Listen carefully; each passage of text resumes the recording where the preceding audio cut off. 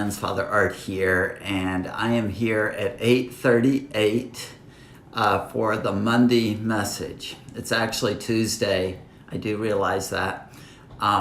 This is a new thing that we're doing, these Monday messages, and I forgot yesterday. It was on my calendar, and I just forgot to do it. So it's a Tuesday. It's the Monday message coming to you at 8:38 on Tuesday. There you go. 8:38 is a weird time to be doing a message, but there is a reason why we're doing it I'm doing it at 8:38. And I invited anybody who thought about 8:38 to email me or contact me.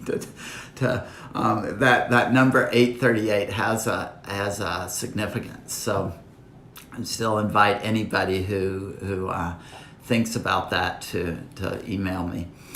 So this is just an opportunity for me to tell you what's going on at the church this week, and just to check in with folks. So what a great Sunday we had this past Sunday for Lessons and Carols. David and Helen Garenbeck just put tons of time into rehearsing for that service, and the choir did as well. Stephanie Salentic and the rest of the choir members just put in a ton of time, and I'm so grateful to them. And also Jim Barry, who has been practicing with young and old people from the church with the bells. So many thanks to Jim for all of his work and all those who were the bell ringers at that service. It was just fantastic. The readers, everything was just great. And then the festive reception. So many thanks to everybody who put that together. What a fun Sunday that was at church. And the parish hall afterwards was just alive with people. It was just fantastic and fun to be part of all of that. And I didn't have to do much on Sunday, so that was kind of fun to just be able to worship there and not be in charge of much.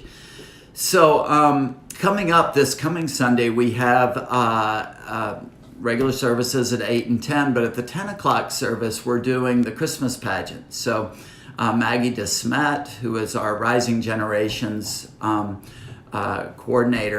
ministry coordinator, has been working with children and youth to put together a Christmas pageant. So in place of the sermon at the 10 o'clock service this coming Sunday, we're doing the Christmas pageant, and with song, and it's going to be super wonderful. So I encourage you to come and support them and be part of that on Sunday. And then that following week, just a heads up, we're doing a thing called the Service of Loss and Remembrance. That it's going to be on the 21st of December, and that service it's on the longest night of the year, on the 21st, and at 6 p.m. And the reason why we're doing it is this recognition that in the midst of this season, when the music and the message of our culture, and sometimes even the church, is that we should all be cheery and merry. But for a lot of us, we have experienced a lot of loss and grief, and that we're experiencing a lot of grief, either the death of a loved one, or loss of all sorts of things, loss of jobs or relationships or whatever. And it's a recognition that in this season, there's still a lot of darkness and difficulty that we have to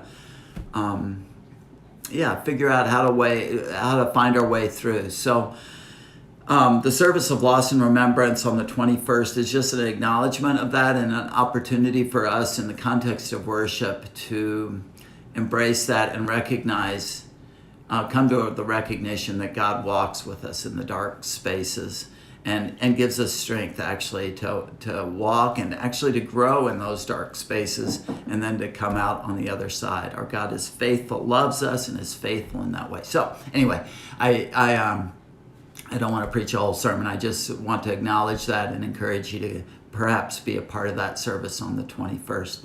So that's probably about enough to say. Oh yeah, one last thing. The Bruner family, Emily Bruner and John and the whole Bruner family coordinated putting up this great Christmas tree in the front courtyard on Clark Street. It's strung with blue lights right now because it's Advent. I encourage you to hang ornaments, excess ornaments that you might have hanging around that you don't mind losing because they might blow off the tree, and hopefully the tree hadn't blown down in this crazy wind we're having today. But so anyway, I encourage you to do that, enjoy that tree, and so many thanks to the Bruners too for doing that. It's wonderful. So anyway, I hope everybody has a great week. Come and be part of what we're doing at church. It's just such a loving, wonderful community to be a part of, and really encourage you to come to our services of worship or get involved in some sort of way. So really appreciate it. Have a great week. We'll see you soon.